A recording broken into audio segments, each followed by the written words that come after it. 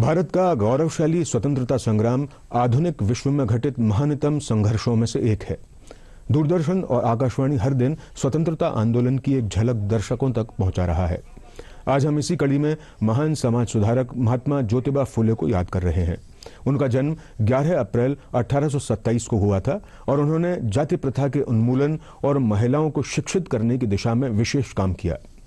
साथ ही आज स्वतंत्रता सेनानी कस्तूरबा गांधी की भी जयंती है। हम शहीद फौलाद सिंह को भी श्रद्धांजलि अर्पित कर रहे हैं। उन्होंने 1857 में भारत के प्रथम स्वतंत्रता संग्राम में भाग लिया था।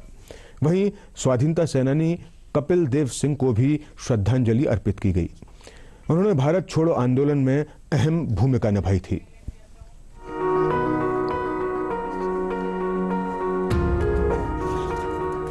आज की कड़ी में हम महान समाज सुधारक महात्मा ज्योतिबा फुले को याद कर रहे हैं। उनका जन्म 11 अप्रैल 1827 को हुआ था। उन्होंने जाति प्रथा के उन्मूलन और महिलाओं को शिक्षित करने की दिशा में कार्य किया। ज्योतिबा और उनकी पत्नी सावित्रीबाई फुले ने भारत में महिलाओं को शिक्षित करने में अग्रणी भूमिका निभाई। ज्योतिबा ने तथाकथित निचली जातियों के लोगों के लिए समान अधिकार हासिल करने और उन्हें शिक्षित करने के लिए 1873 में सत्य शोधक समाज की स्थापना की। ये मानव कल्याण, प्रसन्नता, एकता, समानता के आदर्शों और उदार धार्मिक सिद्धांतों के आधार पर बनाया गया था। ज्योतिबा कहते थे, मेरी आपसे विनती है कि आप माने ईश्वर एक है और सारे मनुष्य उसके बच्चे हैं। मेरे आपसे प्रार्थना है कि आप अपने और ईश्वर के बीच में किसी को बिचवाई न माने। सत्य शोधक समाज के सदस्य गांव में जाते थे और सामाजिक सुधार का संदेश फैलाने के लिए जल से निकालते थे। ज्योतिबा फुले को देश में सामाजिक सुधार आंदोलन में सर्वाधिक महत्वपूर्ण हस्तियों में गिना जाता है। इस महान भारतीय को हमारा शत शत नमन।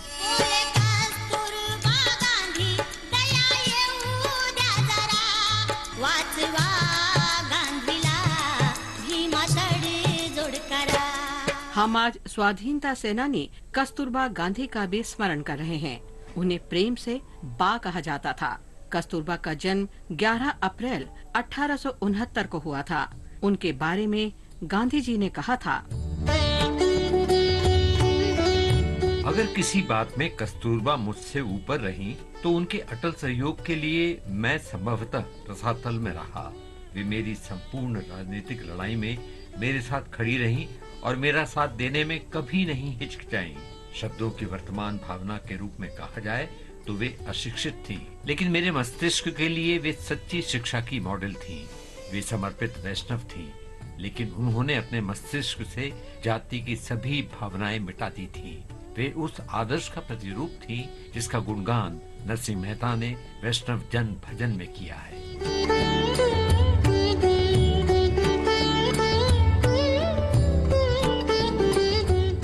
22 फरवरी 1944 की शाम को कस्तूरबा ने आगा खां पैलेस में अंतिम सांस ली, जहां उन्हें गांधी जी के साथ हिरासत में रखा गया था।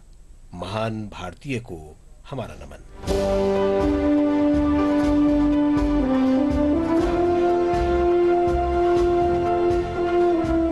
हम शहीद फौलाद सिंह को भी श्रद्धांजलि अर्पित कर रहे हैं। उन्होंने 1857 में भारत के प्रथम स्वतंत्रता संग्राम में भाग लिया था। वो महाराष्ट्र के खानदेश के निवासी थे।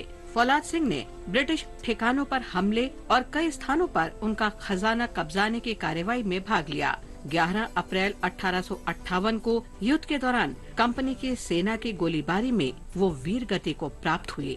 धरती के लाल फौलाद सिंह को हमारा नमन।